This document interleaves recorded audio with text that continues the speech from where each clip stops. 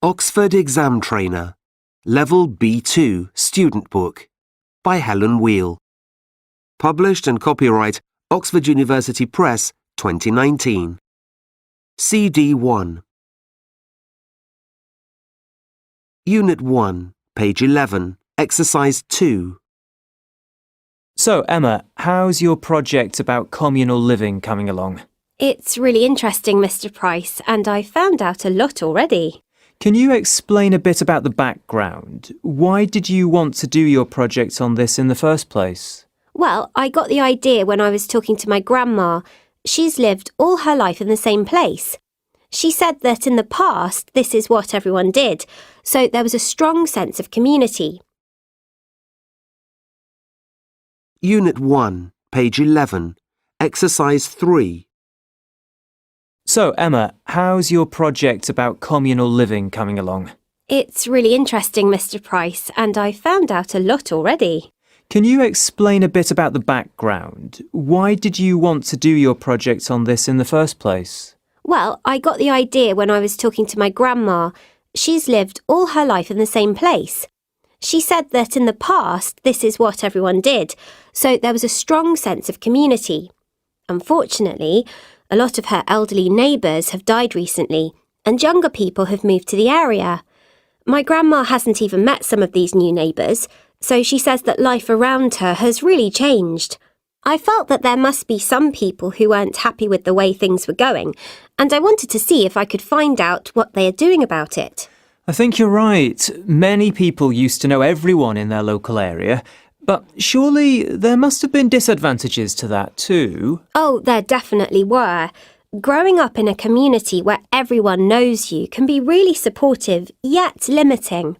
People may expect you to behave in a certain way, and that might mean you don't develop into the person that you want to be. It's likely that there was a lot of gossiping about people, with everyone wanting to know everyone else's business. But I suppose today's society isn't any better. Well, many people may have hundreds of so-called friends on social networking sites. It's common knowledge that this isn't really the case because at the end of the day, most people go back to an empty house and look at their computer screen or watch TV on their own. It can be really isolating, and people need human contact. It's a natural thing. So, is communal living becoming popular? It is, and it's probably partly as a reaction to this modern way of living. Many groups of people around the world are trying to create a similar kind of community to that which our grandparents once lived in. Can you give an example? Well, there's the type of commune where everyone lives together. I found one called Synchronicity in Los Angeles. It's mainly a group of writers and artists who live together, and they find it inspiring to share the space. This wouldn't suit everyone, though. So the group includes other people who come along to their meals to be part of the community, but stay in their own separate accommodation. And is that quite common? Apparently, there are about 2,000 of these types of shared communities in the US. Well, it sounds like you're getting together some interesting information, Emma. I look forward to seeing the final report. Thank you. Unit 2, page 19, Exercise 3. Speaker 1. I know most people believe that men and women think very differently from each other. They usually say that women are more emotional than men and care more about other people, but men are better at keeping a clear head and making important decisions. And they quote examples of this typical male and typical female behaviour. But as far as I'm concerned, this is too simple. I could give lots of examples of men who are very caring and emotional, and women who are efficient decision-makers. I just don't think you can generalise this much about what men and women are like. Speaker 2. I read an article in a magazine the other day which questioned the idea that men and women's brains are different. Apparently, a university professor has done a study looking at the structure of men's and women's brains, and she's found that there is no biological evidence to support the idea that the way they think is different. I must say, I really find that impossible to accept. I mean, it's okay studying brains in a laboratory, but you just have to look at how differently men and women behave in everyday situations to know that they're completely different. Speaker 3. It's an interesting question. If you watch how people behave, you can definitely see differences between men and women. Take one example, driving. If a man and a woman are in a car together, it's almost always the man who's driving. If you ask women why this is, they'll tell you it doesn't matter to them whether they drive or not.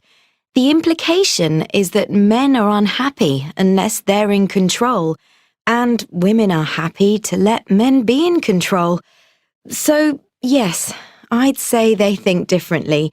But how does this come about? Is it a question of genes or upbringing? Speaker 4. As I see it, it's purely down to how people are brought up. And there's no denying that girls and boys are treated differently in the family. Different things are expected of them.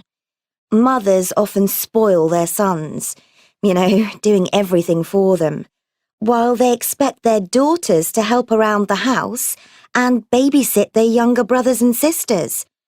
This is why boys end up believing that they're the important ones, and why girls accept caring roles. In the end, the men and women they become think differently because they see the world from different points of view. Speaker 5. As a primary school teacher working with young children, I can honestly say that when they first arrive at the school, there's very little difference between boys and girls in the way they think or the way they behave. But the differences start to develop quite soon. Mainly, I think, because the younger children want to fit in with the older children in the school, who have already established a pattern of behaviour. For some reason, boys feel the need to compete with each other, and girls prefer just to get on with each other. Are these innate differences that they were born with, or are they picked up because children need to fit into the school environment? Exam Practice Extra, page 22, Exercise 2.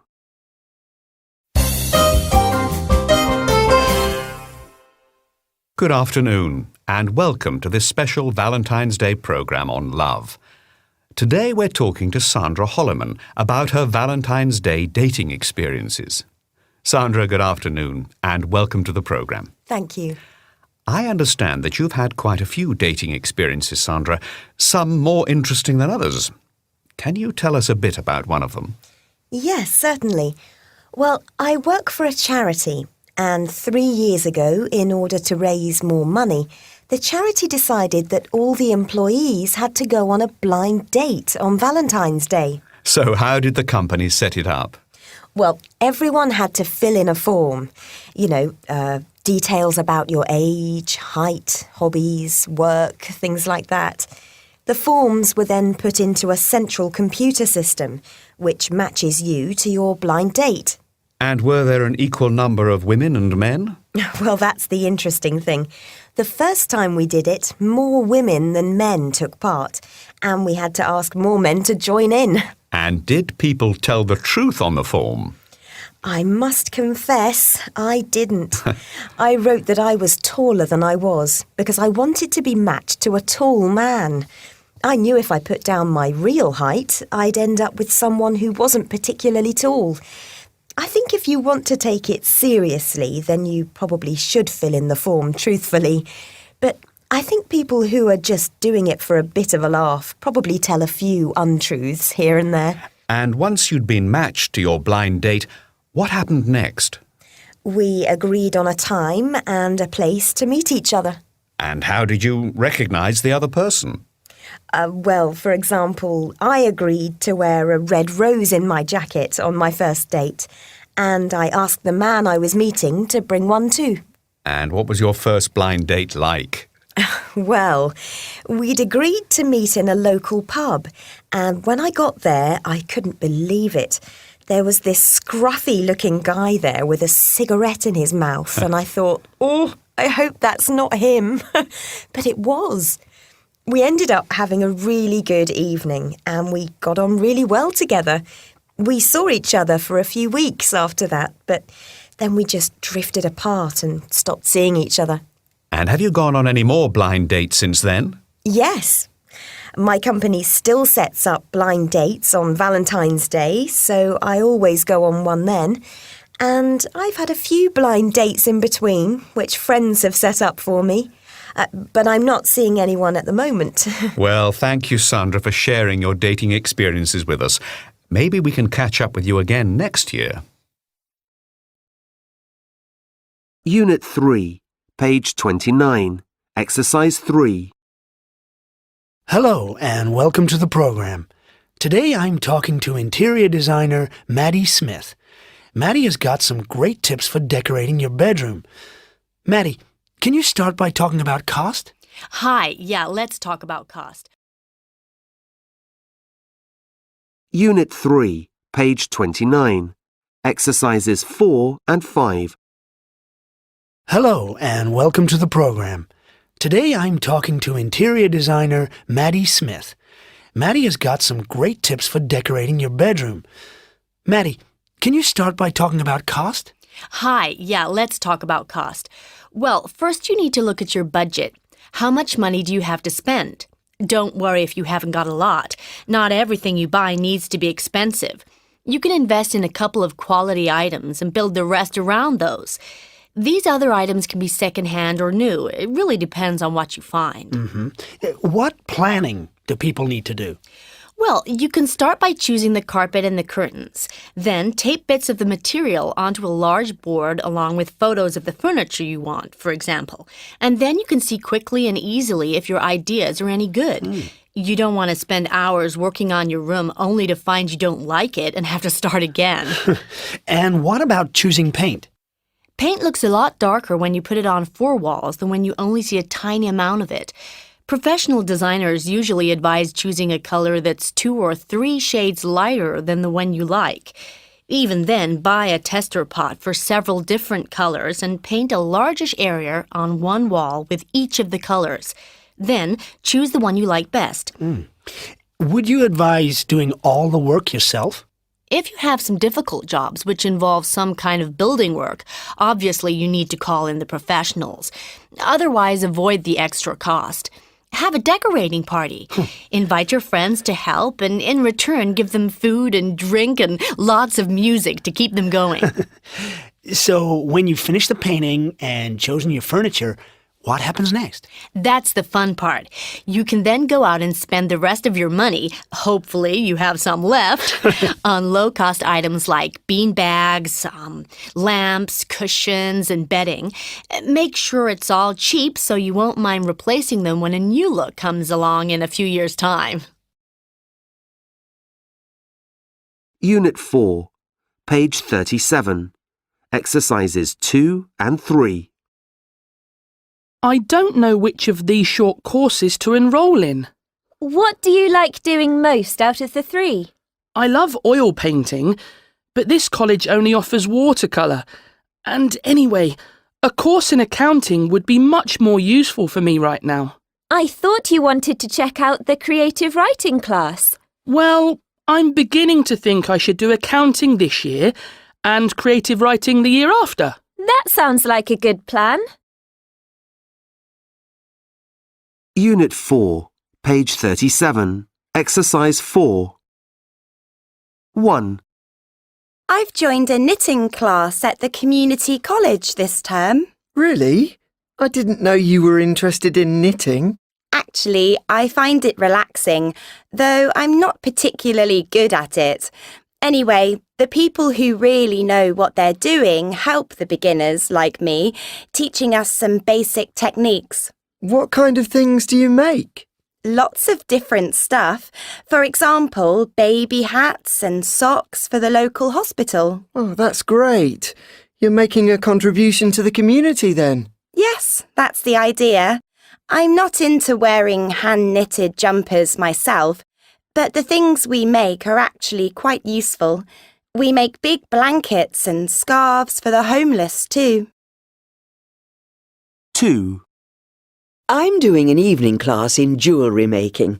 Originally, I wanted to do a printmaking course that I'd seen advertised last year. Unfortunately, the college isn't running it this year. Although this wasn't my first choice, I'm learning a lot. I've made a beautiful necklace in silver, and I want to make a bracelet next. My teacher's a professional jeweller, and she really knows her subject. She says it's the first time that she's actually taught people, and you can tell. She gives us a lot of information, but doesn't always explain things clearly. I often have to ask her to repeat her instructions, which can sometimes make things a bit difficult. That said, I'm pleased with the jewellery I've made so far. 3. It isn't good for you to do nothing all day, Jake. Why didn't you sign up for one of the college's summer courses? I've heard there's a course in computer science which would really help your maths degree. I think Mia, our neighbour's daughter, is doing that. And there are still places available. Honestly, I'd rather chill out and see my friends. And I will be doing some work for my chemistry project too. Somehow I doubt it. Your holiday is going to consist of texting your friends and playing computer games. That sounds good to me. 4. Thank you for calling Jamestown College. We offer a wide variety of interesting evening courses. Why not try a sport you've never done before, learn a craft, or do a practical course in how to find employment? Please stay on the line to speak to a course advisor about the options available to you. If you'd like to put your name down for the course, you can download the application form from our website, then complete it and send it in with the initial payment. If you have already completed the form and would like to make your payment over the phone, please press 1. 5. I've joined a tennis club so that I can play a bit in the evenings. My mum and dad didn't really want me to until I told them about the kind of people who play there. It's mainly people who work in finance, so I'm hoping to make some contacts for when I finish university. They're really good to play against, quite competitive and very fit. That's what the teacher says anyway. Quite a few of my friends are interested in joining, so I've told them how to. It'll be nice if there are more people my age to play against. 6. Now, if you're feeling a bit bored in the evening and you enjoy being the centre of attention, how about getting a starring role in a play called Climbing the Career Ladder with the local theatre group, The Young Vic? You may have heard that the group were trying to find actors through the local press to do Romeo and Juliet. However, they've been working hard behind the scenes and they've managed to write an exciting new play themselves, so the plans have changed a bit. The group meet on Mondays at the Village Hall, so come along this week to find out more. Exam Practice Extra. Page 40. Exercise 2.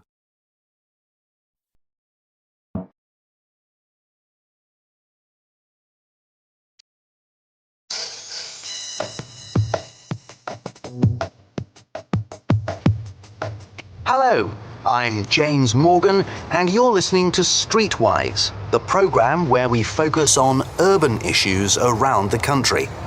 This morning, I'm talking to you live from Liverpool.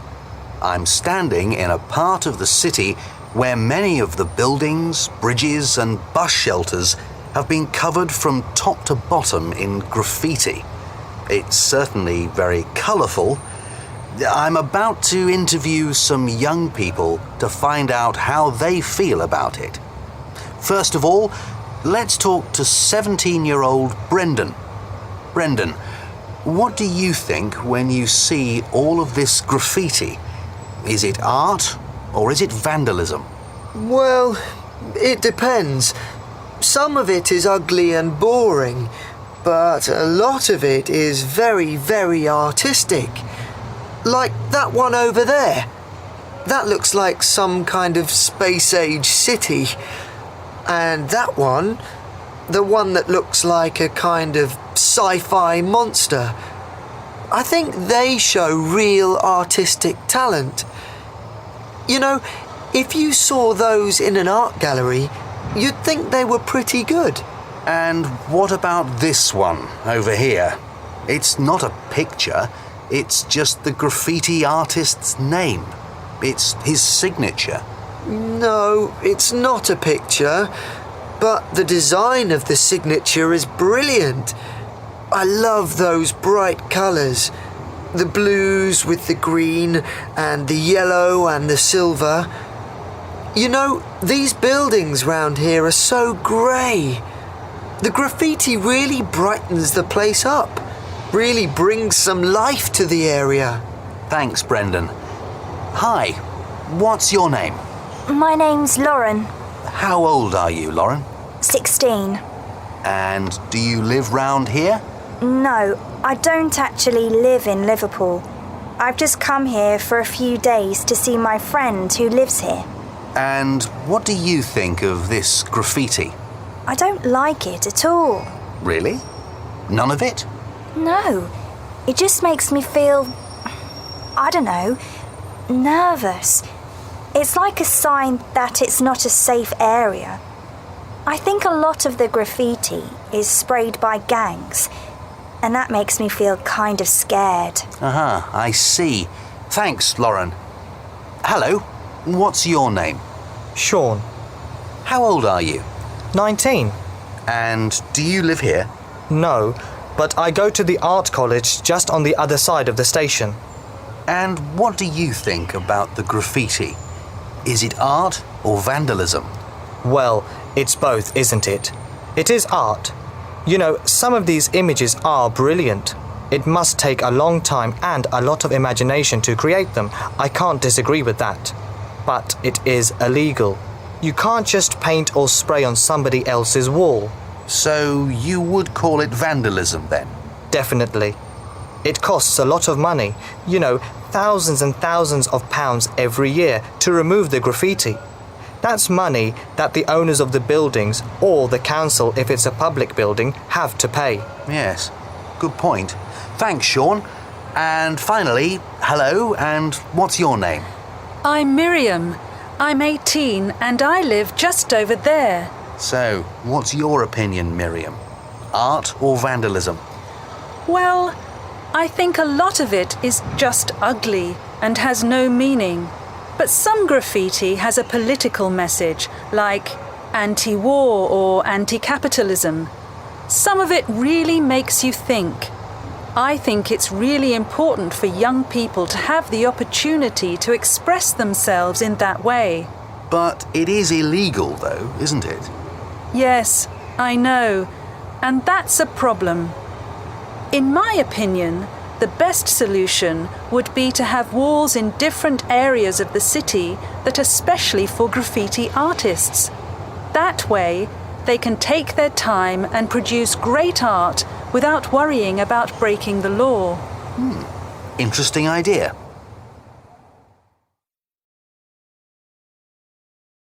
Unit 5, page 47, Exercise 2. Turning a hobby into a successful business may seem like a dream for most of us. But today, I'm talking to two young people who did just that and turned their passions into money. Tom is a student, but he's got a part-time job looking after animals. Yes, that's right. Unit 5, page 47, Exercise 3. Turning a hobby into a successful business may seem like a dream for most of us. But today, I'm talking to two young people who did just that and turned their passions into money. Tom is a student, but he's got a part-time job looking after animals. Yes, that's right. Tell us how that happened. Well, I've always loved animals, and I've had dogs all my life. When I was 12, our neighbours went on holiday. They couldn't find anyone to look after their dogs, so they asked me to go round every day and feed the dogs and take them for a walk. Did you get paid for it? Yes, I did.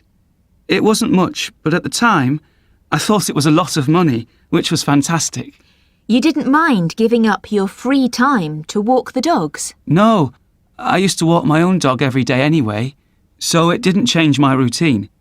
When I was out in the park, people discovered that I was walking dogs as a part-time job, and I started getting loads of requests for dog walking.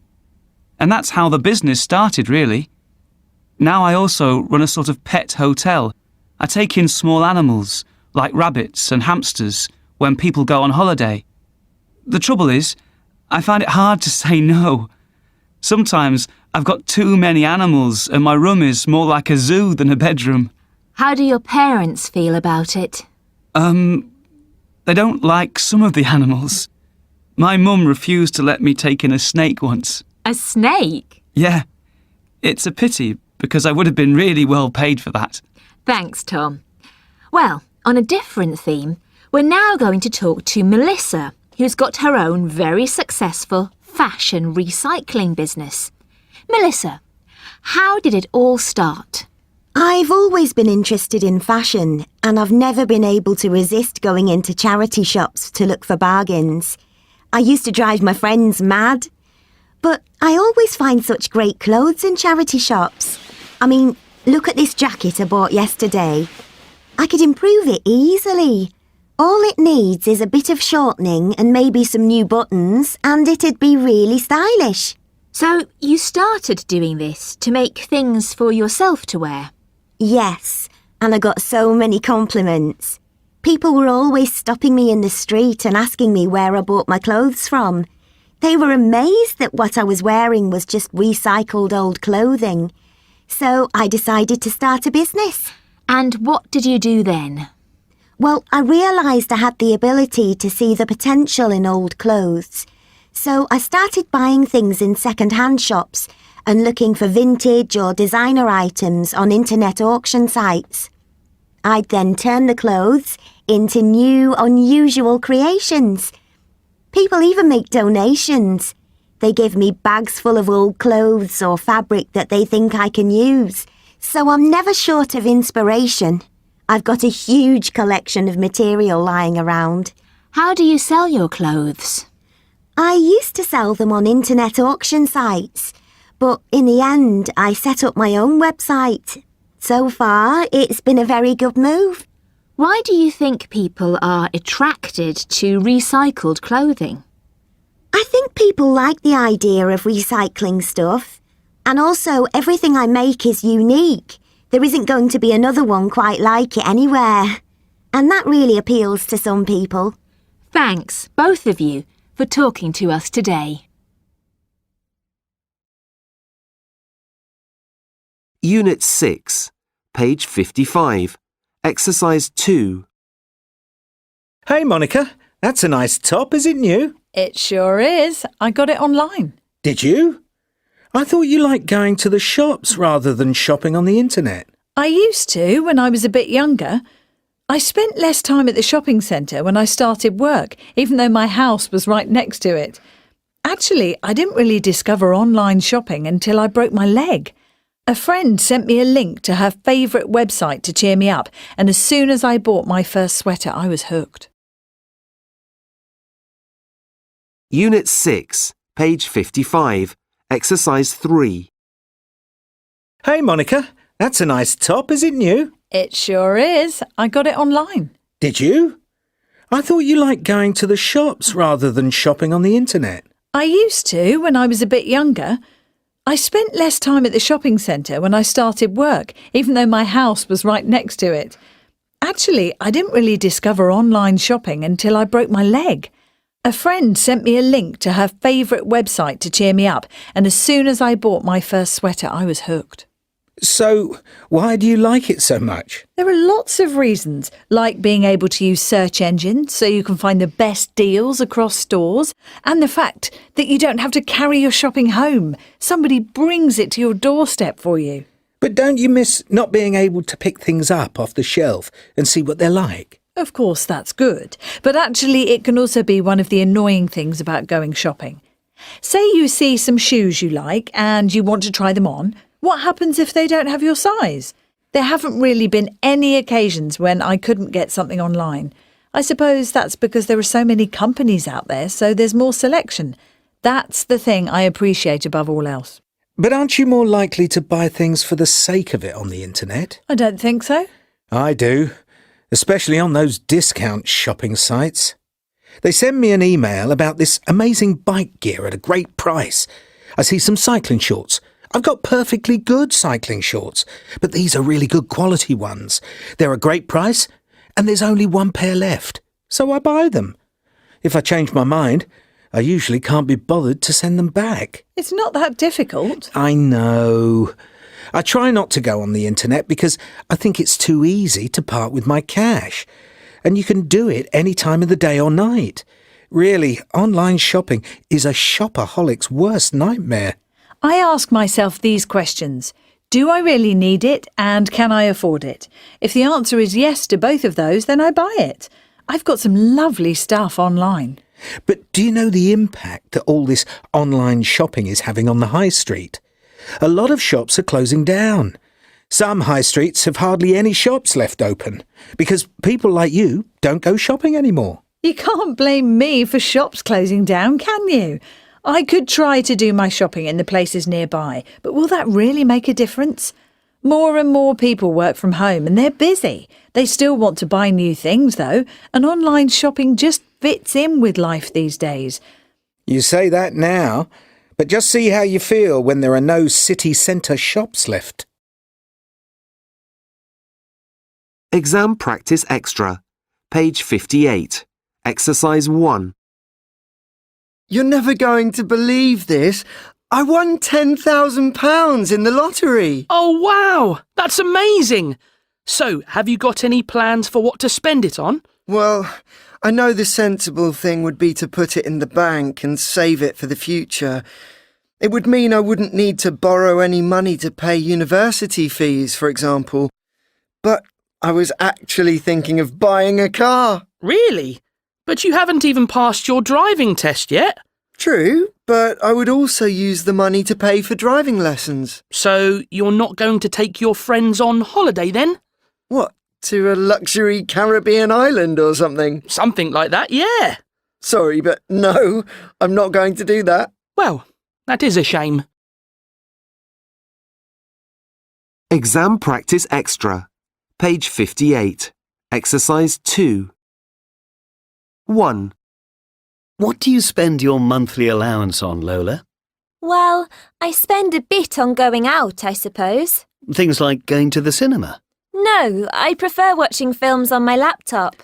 How about clothes or shoes? You know, the latest trainers. Do you spend a lot on those? Well, fashion is important to some of my friends, but it's not that important to me. Some of my friends will spend all their pocket money on a pair of new jeans, but then they'll have no money to go out or get food. So you spend most of your money on food? I do, yes. I actually spend quite a bit on takeaways every month. 2. I had heard of credit card cloning. That's when somebody makes a copy of your credit card that they can then use wherever they like. Of course, I didn't think it would happen to me until I got a call from the fraud department of my bank. The reason they knew that somebody had cloned my card was that on a day when I'd used my card in London, somebody had also used the card to withdraw cash in New York. The bank realised it was impossible for me to be in two places at once like that, and they stopped my card. It hasn't stopped me using my credit card, but I probably look at my statement more often these days. 3. Hey Zoe, can I ask for your advice? I bought this tablet yesterday and it doesn't work. And I've lost the receipt. What should I do? Sure, Jack. Well, you need to return it to the shop. You can show them your bank statement. That provides all the details they need about the transaction. That's a good idea, thanks. In fact, I remember my mum doing that to return a kitchen table she'd bought. One leg was shorter than the others. No way! Actually, my dad returned a bedside lamp last week, which he'd bought online. He sent it back and they've already sent him a replacement. 4. It doesn't seem that long ago when everyone was living on credit. Nobody used cash to pay for anything, and it just seemed normal to buy what you wanted on your card, whether you had the money or not. Then the credit crunch happened, countries started going bankrupt, and people began to analyse their own attitude to money. I think quite a lot of people tried to pay off their credit card debts at that point. I did anyway. It took a long time and made me realise how hard it was to save that sort of money. I think I became a bit more responsible. These days I still have a credit card for emergencies, but I like to pay for everything in cash if I can. 5. I didn't used to be very good at saving money until somebody recommended a simple way of doing it. You just open different savings accounts for different things that you want to save for. So you could have a holiday account, a deposit for a house account, and a car account. I don't earn loads of money, but every month I transfer a bit of cash into each of my different savings accounts. You hardly notice it coming out of your current account, and it's amazing how quickly it mounts up. 6. Money and financial planning has recently been added to the UK curriculum. Children between the ages of 11 and 14 can now learn about things like budgeting and managing money in maths and citizenship lessons. There has been a campaign to include this type of information in lessons for several years, and many people are delighted about the fact that children now have the opportunity to learn about money from an early age. And hopefully, as these children grow older, the country may become better equipped to deal with its finances. Oxford Exam Trainer, Level B2 Student Book by Helen Wheel. Published and copyright Oxford University Press 2019. CD 2. Unit 7, page 65, Exercise 3. Hello and welcome to the programme. Today I'm talking to Maya Howard. Maya is a successful businesswoman. She also has a medical condition which means she's partially sighted. Maya, how did you cope with your eye condition when you were learning to read? Well, I used to have very large print books, but I had to hold the print very close to my eyes, even with my glasses on, which meant I often got headaches. So I learned to read Braille, and that really made my life easier. Did you feel different as a child? Yes, I did. I was the only child in my class that had bad eyesight, and I had to wear very thick, heavy glasses. But most of my friends treated me as their equal, and I was good at my work, so that made life easier too. The others had to try much harder than me, and they were always asking me to help them. I certainly don't have unhappy memories of school, and being at university was much the same. What about the world of work? I was nervous when I first started looking for jobs, and I have to say that I also found that I had to be a little better than the next person in order to convince the employer to hire a partially sighted person. I had 2 main jobs in my career, but I stayed in those jobs for a long time. After that, I decided to start my own business. What advice would you give young people with eyesight difficulties? You need to have confidence and self-belief and train yourself to use all the equipment and technology that's available to blind and partially sighted people today so that you can be independent. I have screen reading software and electronic speech note-taking devices. But I also use traditional aids, such as a white cane, which helps me get around, and Braille, which is invaluable. I think young people should also make sure they meet other blind and partially sighted people by joining organisations. Then they can find out how they cope with their lives. Unit 8, page 73, Exercise 3. Hey Abby, look at this advert for environmentally friendly holidays. Doesn't it sound like a great idea? Environmentally friendly holidays? What on earth are they? Well, hang on a minute and let me have a closer look at the advert. Let's see what it says. Well, it says that ecotourism is all about visiting places of natural beauty and interest and helping to protect and conserve them for the future. There are places all over the world where you can go. Unit 8, page 73, Exercise 4. Hey Abby, look at this advert for environmentally friendly holidays. Doesn't it sound like a great idea? Environmentally friendly holidays? What on earth are they? Well, hang on a minute and let me have a closer look at the advert. Let's see what it says. Well, it says that ecotourism is all about visiting places of natural beauty and interest and helping to protect and conserve them for the future. There are places all over the world where you can go. That sounds really boring. Why would you want to go on holiday and do some work? Because it's a good thing to do. And it's interesting to learn about how other people live. Well, I think it would cost a fortune. And anyway, air travel is one of the biggest factors in increasing pollution. Okay. I see what you're saying about flying, but you could choose a different form of transport. You don't have to fly to your destination.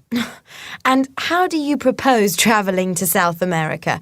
Are you going to swim? Ha ha, very funny. No, I was thinking of looking into one of these holidays in Scotland. Then a group of us could go in one car, or we could get the bus or the train there. It would be an amazing experience. Wow, you're really into this idea, aren't you, Dan? Yes, I am. I think it would be great to be on holiday and to know that I'd be doing something to help other people and the environment at the same time. OK, so tell me a bit more about this Scottish eco-holiday then. Well, there are 3 cottages in the grounds of a working farm near Inverness. The farm's in the Highlands of Scotland, it says here. All the cottages have energy-efficient household appliances, all the products in the house are environmentally friendly, and you eat organic meat and vegetables that are delivered to your door from a local supplier. And what about the work part? What's involved? Well, we work on the farm with the owners and we help deliver the organic meat and veg boxes. Doesn't sound like much of a holiday to me. I think I'd still prefer to lie on a beach for 2 weeks. Oh, come on, Abby. I'm going to find out how much it'd cost and see if I can convince you to come. Exam Practice Extra, page 76, Exercise 1. Hi, everyone. Welcome to Canyonlands National Park. My name is Beth. I'm one of the park rangers here at Canyonlands. We want you all to have a great time on your visit, and we want you to stay safe. So my colleague Cody will take you through some of the safety guidelines a little later. Nothing to worry about. But first, I want to start by... Exam Practice Extra, page 76, Exercise 3. Hi, everyone. Welcome to Canyonlands National Park. My name is Beth. I'm one of the park rangers here at Canyonlands. We want you all to have a great time on your visit, and we want you to stay safe. So my colleague Cody will take you through some of the safety guidelines a little later. Nothing to worry about. But first, I want to start by telling you all something about the park in general, okay? Great. So let's start. How many visitors do you think the park gets each year? 100,000. 40,000. 500,000? Okay, some good guesses there. Over 400,000 people visit Canyonlands National Park every year. That's a lot of visitors for a park here in this little corner of Utah, but we have a lot to offer. You can go hiking, of course. We're going to take a short hike together today. We also have a lot of visitors who bring mountain bikes or backpacking gear for longer expeditions into the park. We have some awesome places to camp, but there's no wild camping. It's a great place for rock climbing, too, and horseback riding. I guess you all know that the canyons here are formed by rivers, which have cut through the rock over millions of years. We have 2 rivers in the park. Anyone know what they are? Colorado River. Yes, that's one. Snake River? Not the Snake River. We do have snakes, though. Utah River? Nope. It's the Colorado River and the Green River. And even with these 2 rivers, it's incredibly dry here. I mean really dry. Canyonlands only receives 10 inches of rainfall every year. We're in a desert here, but it's a beautiful desert, right? And we're not the first people to have enjoyed this place. Cowboys used to bring their cows here in the 1880s. There are also Native Americans who still live here, mainly Navajo. And this area was once the home of the ancestral Puebloan people around 800 years ago. You can see traces of them all over the park. There's some incredible Puebloan rock art on the canyon walls, and you can still see the remains of original stone houses and other buildings. I hope you can see some of those while you're here. So, anybody seen any wildlife? Just birds. Just birds, okay. We have some amazing wildlife here. We have over 200 species of birds, various reptiles, including snakes, and over 50 species of mammals. If you're lucky, you might see a kangaroo rat, which is Cody's favorite.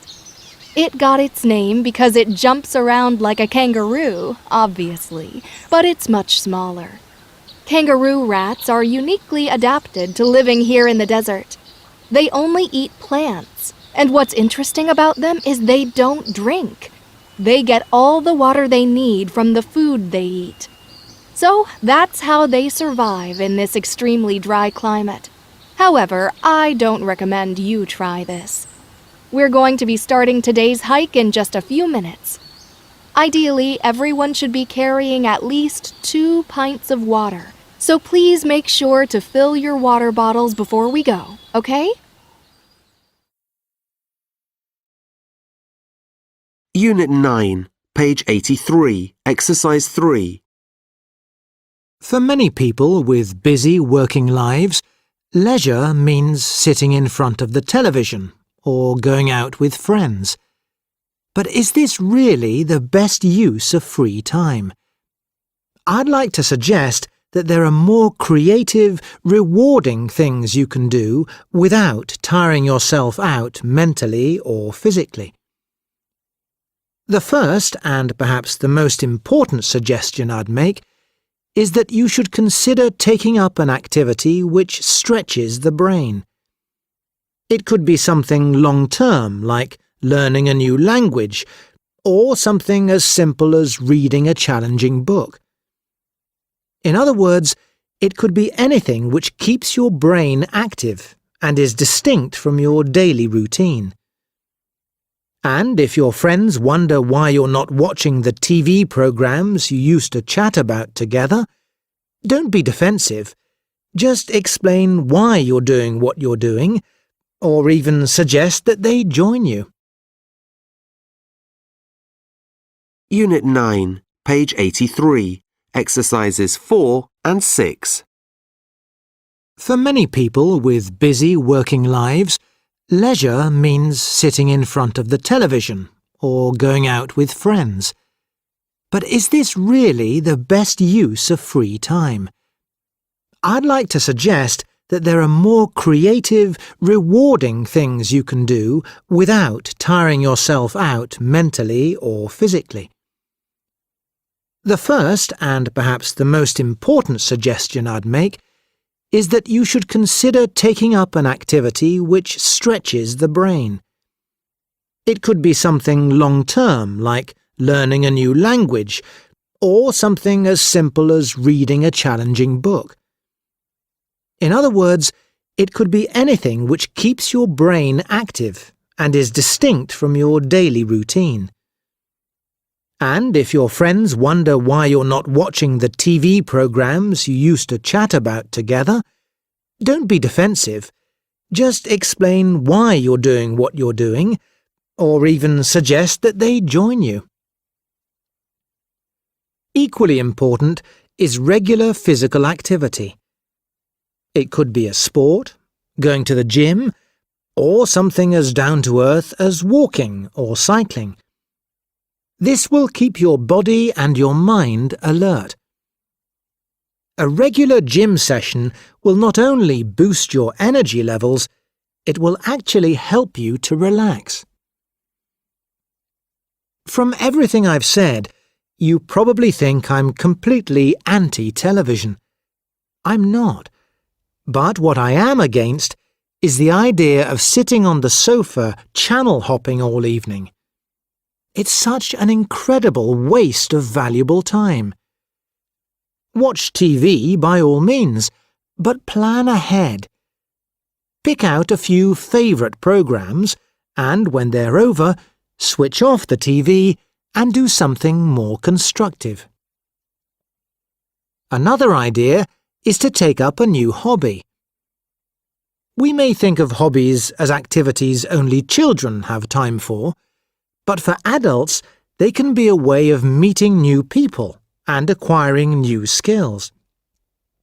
Typical hobbies might be playing a musical instrument in a local group, taking up photography, restoring classic cars, or developing original computer software.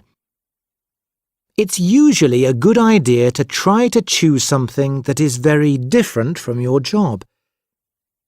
On the other hand, who knows? If you're good at your hobby, you might even make some money from doing it.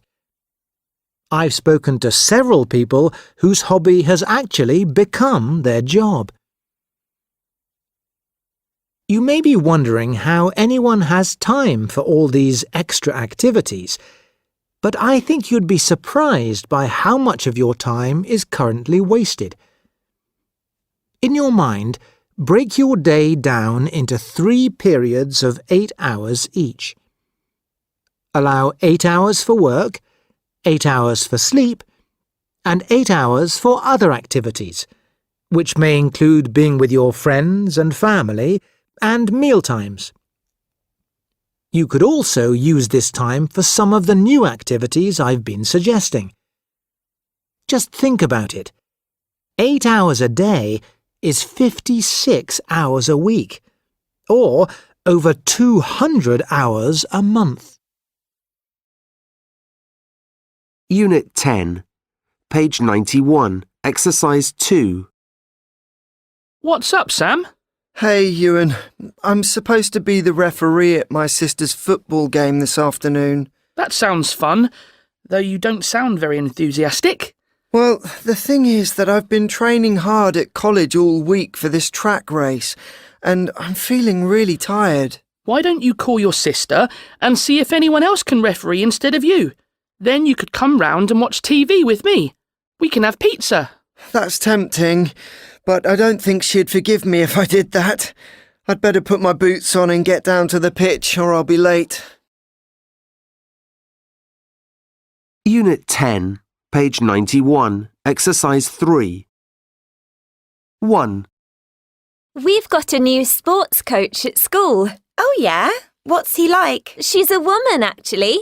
Her name is Miss Keeping. Miss Keeping? Oh, I know her. We had a swimming lesson with her last week. Yes, but she also teaches basketball and volleyball. So, did you have a lesson today? Yes, we had basketball. We have volleyball on, let me see, on Friday. Tomorrow, you mean? That's right. 2. I'm not very good at team sports. I prefer setting myself personal challenges, like trying to beat my best time when I'm swimming, or climbing higher than I've ever climbed before on the climbing wall. I suppose it's breaking my personal record that makes me feel good about myself. That's why I do it. And it's so much better than being involved in activities where people are relying on me to perform well. That makes me feel really under pressure. 3. Hi, Harry. You look like you've lost weight. Have you been on a diet? No, I joined our local running club. That sounds like an interesting idea. How often do you go? A couple of times a week, after school. And how far do you usually run? We do about 10 kilometres, although you can stop at any time, or go on for longer if you feel like it. Where do you usually go? Do you use the running track at the college? No, we aren't training for a competition or anything. We always run off-road to enjoy the countryside and avoid the traffic. 4. At the end of the race, I came round the corner into Greenwich and the crowd was screaming. I crossed the line and I can only describe it as like not being on planet Earth at that moment. And afterwards I celebrated for a bit and was really happy with how I'd done.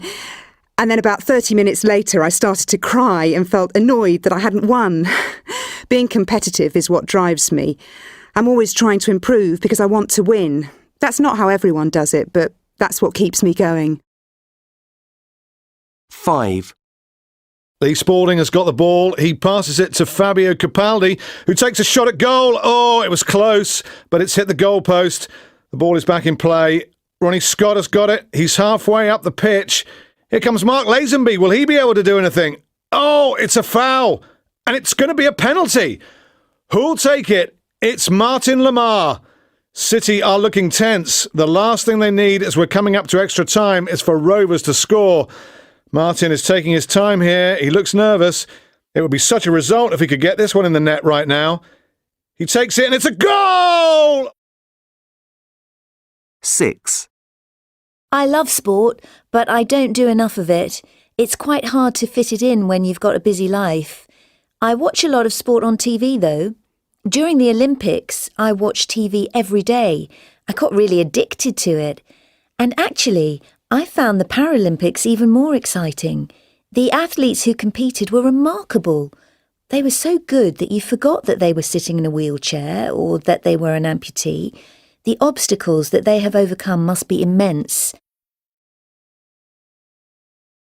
Exam Practice Extra, page 94, exercise 1. Which is your favourite painting out of these three? Oh, definitely this one. The one with all the trees? Are you sure? Well, yes. I like all the different shades of green on the leaves. What about this painting, though? It's more interesting. There's a windmill and ducks on the pond. Yes, I agree it's nice, but I still prefer the other one. But actually, I'm looking at the third one here. I love the way the cows in the field look so real. So is that your favourite now? Yes, I think it is. Maybe. Though, on second thoughts, no, I'll stick with my first choice. Exam Practice Extra, page 94, exercise 2. 1.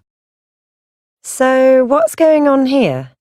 Well, this is an installation by Ernesto Neto. Oh, yeah? Is he a famous artist? He is in Brazil, but he's internationally known too. He's had his work exhibited in a lot of countries. Okay. So, what do we do with this? Do we go in? Yep. Neto's installations are meant to be experienced from the outside and the inside. He belongs to a movement where the spectator actively engages with the art. So what does that mean, exactly? Well, he creates environments. For example, this knitted walkway that we're on now. He learned how to crochet from his grandmother, apparently. And what are we supposed to do on this knitted walkway? It's pretty unstable. Hold on to the sides and relax a little. Enjoy the way it sways and moves. Okay, I'll try. By the way, can you smell something spicy? Yes, that's another thing Neto likes to do. He uses smells in his installations. Look, there's candy too. Are you eating it? Yes, why not? It's an interactive experience, remember? 2. Who's this painting by? Frida Kahlo, a famous Mexican painter. It's quite a strange picture. I'm not sure what it's all about. Well, Frida Kahlo is the woman in the center of the picture. She's very striking, isn't she? Yes, she is. And I love her pink dress. On the left-hand side of the painting, there's a temple, an Aztec temple, right? Yep, the left side of the painting represents Mexico, and the other side is the US, I think. Do you think Kahlo wanted Mexico to be more like the US? I get the feeling she didn't want that. Don't you think she's holding the Mexican flag as a sign of loyalty to her country? Yes, I guess so. Why do you think she's standing on a pedestal? I think it's sort of symbolic. She's standing, a bit like a statue, between these two different worlds. Okay, I see that. There's capitalist industrialized America, and then there's Kahlo's Mexico, which still has its roots in the past, with the flowers, the ancient temple, the sun, the moon. 3. We went to see these outdoor sculptures at the weekend at the seaside. There are about 100 male figures. They're all the same.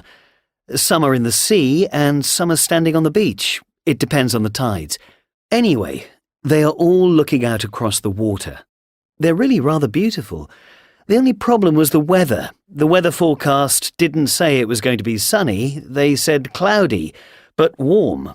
But it actually poured with rain the whole time. 4. I just think this is an amazing painting. The first time I saw it, it took my breath away. You have to be kidding. I mean, it's just a few blocks of red and orange paint with blurry edges. This is Rothko's signature style. No figures, no symbols, just blocks of color. So what's it supposed to mean, anyway? Well, this is just my opinion, but I don't think it's supposed to mean anything in particular. It's about the process of creating and experiencing art. According to the guidebook, Rothko wanted to break down barriers between the artist and his audience. That's why he didn't frame his work. I don't get that. Do you? Yes, I think so. He didn't want frames getting in the way. He wanted people to get really close to his pictures, to lose themselves in them. Well, I'm not losing myself in this one. 5. I use my tablet for doing art. I've got a software program that allows me to create pictures, so I draw on the screen using this stylus. It's a special pen for drawing or writing on electronic screens. It takes a bit of getting used to, but it's pretty easy, actually.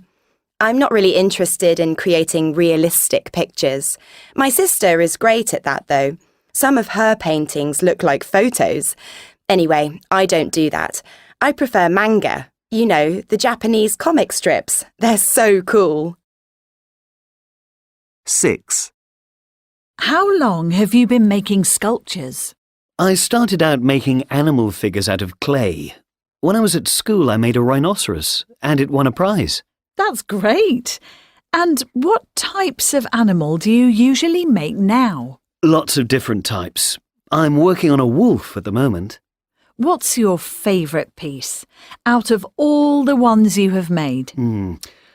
Oh, I think it would be the bull I made for an exhibition in Spain. Oh, yes.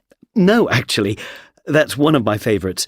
But the best thing that I'm proudest of is the life-size polar bear. And where's that? It's in a park in London. Kids love to climb on it, and people take loads of photos too. Unit 11, page 101, exercise 3. Today, I'm in the studio with scientist Kevin Warwick. Now, Kevin, I believe that some years ago you had a microchip implanted in your arm to find out what could happen when a man is combined with a computer. That's right. That was Project Cyborg. So, as part of that, I went to New York, and there was a robot hand back in England. I was able to control it using my neural signals, which were sent via the microchip in my arm and across the internet to the robot hand. That is amazing. What kind of actions were you able to perform? Well, for example, I was able to squeeze my hand, and that signal was then sent to the robot hand, which responded. I could also feel how much force the robot hand was applying, even though I was on another continent. That meant I was able to extend my nervous system over the internet. That's incredible. And didn't your wife also take part? That's right. She had an electrode implanted too, and we did a basic communication experiment. When my wife closed her hand, my brain received a pulse. But I suppose not many people plug things into their body that can send signals to their brain. No. The only other time anyone has done this, it's been about sending signals which are then used to do things like operate a robot hand. I think so far it's just me who's actually been able to receive signals into the brain. So you used yourself to experiment on. Were you worried that things might go wrong? Actually, one worry was that we wouldn't get approval to go ahead with the project. The surgeons had a lot to learn in order to carry it out. OK, something could have gone wrong, but that was part of the experiment. But I think it was tremendously exciting. So is that why you did it? For the excitement? Partly that. I really loved sci-fi as a kid, so when I had the chance to take part in a kind of sci-fi experiment myself, I couldn't turn it down. But I also wanted to experience it myself, so scientifically I could feel and learn and adapt and see how long it took. And it was dangerous, so if something had gone wrong, I'd have been responsible for destroying someone else's brain, and I wouldn't have wanted that. In your book, In the Mind of the Machine, you estimate that robots will take control of the planet by 2050. Do you still believe that? I decided on that date because many of us will be around to see it, rather than being something that we don't have to think about because it's centuries away. At the time the book was published, I was pretty much the only person with that view, but now there are many other people who predict the same thing. In fact, a more likely date is sooner, 2025. That's quite soon. Yes, but already we're using artificial intelligence to do more and more things, particularly in the military. There are some people who already say we should cut artificial intelligence out of everything, but I can't see that happening. I think we'll be too dependent on it. We already are. Unit 12, page 109, Exercise 2. It's amazing when you look back at the last 30 years, just how much the world has changed. I mean, can you imagine a world without the internet, email, mobile phones even? It's funny to think that one day we'll look back at this decade and think how different things were then. I think the biggest change we'll see in the future is in the environment. You're right. Unit 12, page 109, Exercise 3. It's amazing when you look back at the last 30 years, just how much the world has changed. I mean, can you imagine a world without the internet, email, mobile phones even? It's funny to think that one day we'll look back at this decade and think how different things were then. I think the biggest change we'll see in the future is in the environment. You're right. Experts predict that our population will have exceeded 9 billion by the year 2050. If that's true, we'll need to produce 50% more food than we are now. There'll be huge demands for food, water and energy. We'll probably all be starving and fighting wars over resources. Well, hopefully there will be other solutions. We'll certainly have to rethink food production. We won't be able to rely on imports anymore. I agree. We'll have to increase our production of genetically modified crops, no matter how unappealing that might seem now. If we don't, we won't have enough food for everyone. As for fishing, I think at the end of this century there simply won't be enough fish for people to eat. I'm less pessimistic about the future than you are, Beth. I think the environment will be far better than it is right now. Why'd you say that? Well, I think we'll all be using wind energy and solar energy. Perhaps we'll even find a new, harmless energy source. Frankly, we don't have any choice. We must find a replacement for fossil fuels. I think, sooner or later, everyone will accept that climate change is a fact and we have to do something about it. I suppose you believe that we'll all be using cars that run on water. We might. I'm sure that in the future we'll have the technology to develop this. People are already using less plastic and more biodegradable materials, so I think this trend will grow and grow. Well, I worry about our wildlife too. We're losing more of our rare habitats because of climate change and deforestation. I think it's inevitable that more animals and plants will become extinct. But climate change will also help the spread of different species around the world, won't it? Our climate will be better suited to birds and animals that are originally from other countries. Yes, that's happening now. We're already seeing insects and birds that don't normally live in the UK. Well, that might be a positive thing about the future too. And I can think of others. Such as? Well, even now, scientists are researching ways of controlling the weather, so I'm sure they'll find a way to make more accurate predictions and, eventually, to control the weather. Really? Controlling the weather? Yes. I read a news story on the internet recently. Scientists created more than 50 artificial rainstorms in areas where it hadn't rained for months. Controlling the weather like this would have a huge impact. We could use it to stop droughts and help farmers to grow crops. It sounds amazing. So it's not all bad news, is it? No, I suppose not.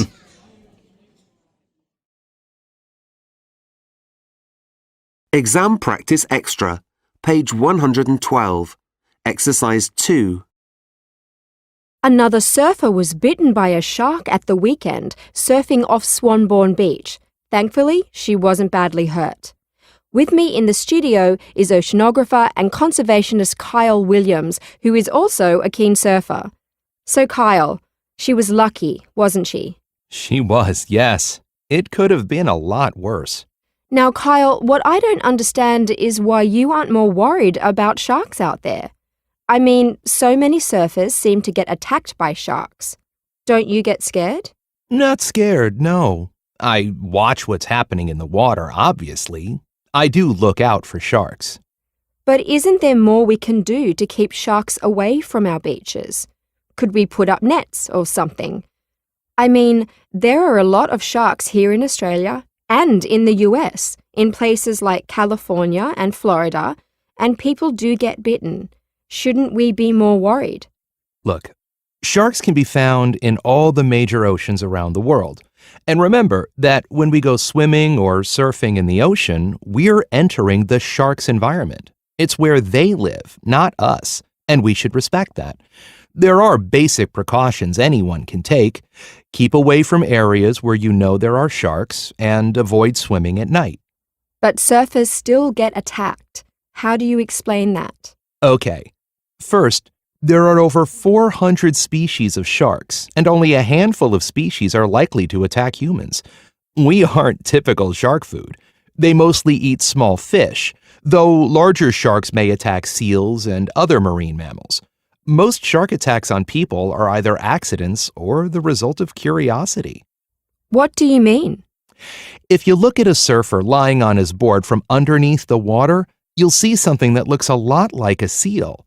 If a shark's passing underneath, he might easily think, okay, here's dinner, and take a bite. And by the time the shark realizes its mistake, it's too late. Also, don't forget, sharks can only use their mouths to explore things. They're naturally curious, so when they bite something, it may not be an attack. They could just be checking it out. In fact, we don't need protecting from sharks so much as they need protecting from us. Come on, why would you want to protect a killer?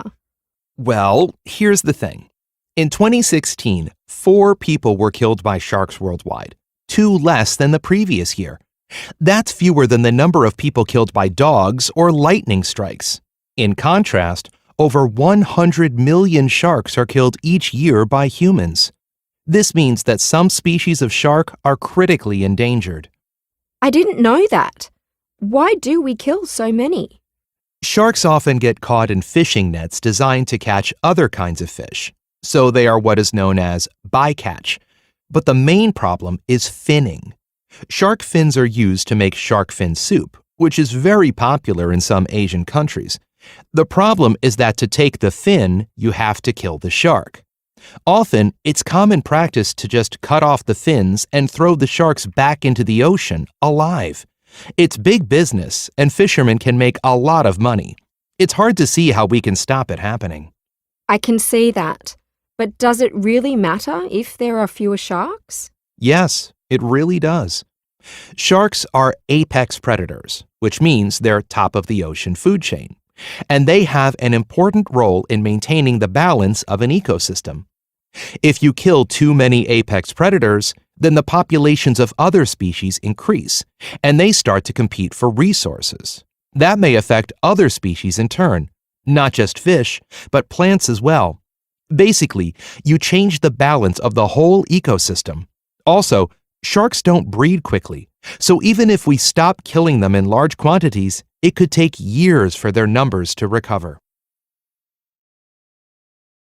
Practice test, page 171. Task 1. 1. What are you taking with you? Good question. I've got a new rucksack. It's not that big and quite lightweight, but the guide told us not to bring too much, didn't he? Yeah, I've got some new walking boots too. Well, you'd better wear them in a bit before we go.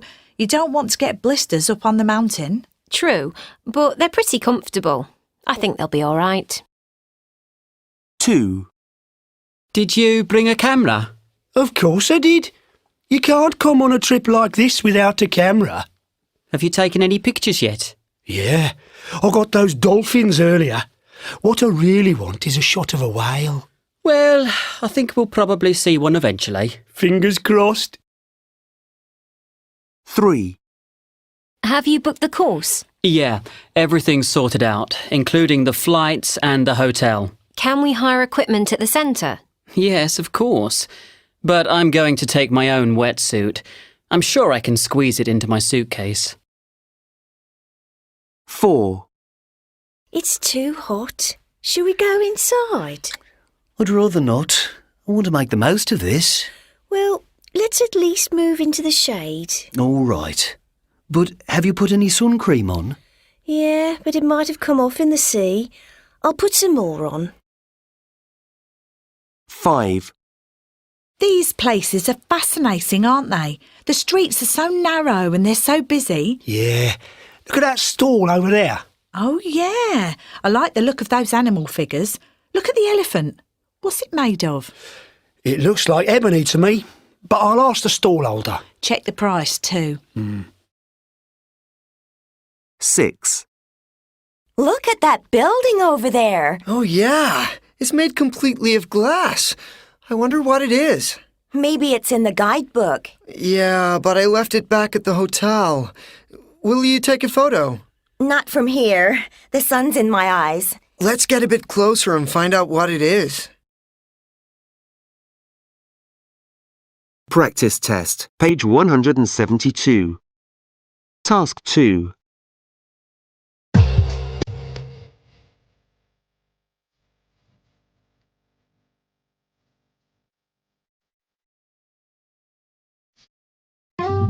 Hello and welcome to Review of the Week, the programme where we look back and comment on the main news of the week. Earlier this week, the city of Middlesbrough in the north of England introduced a new system of controlling crime: talking security cameras in the streets.